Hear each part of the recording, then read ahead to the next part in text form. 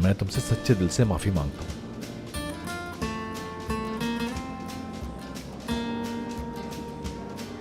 मैं भी क्या करूं, जब से किसी का दीवाना हुआ हूं नॉर्मल सोच नहीं पाता। मैंने एमरे को फोन किया है, उससे भी माफी मांग चुका हूं मैं।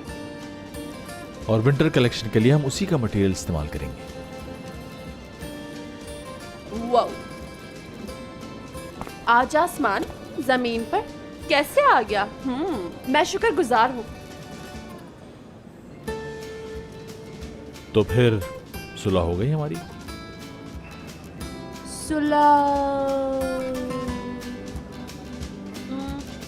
हो गई मुराद, मेरे छोटे से चूजे। तुम्हें मालूम तो है मैं तुमसे ज्यादा देर नाराज नहीं रह सकती।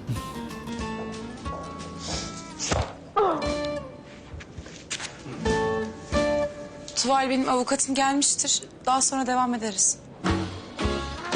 Okey. Tuval. Tuval bırak. Gitmem lazım.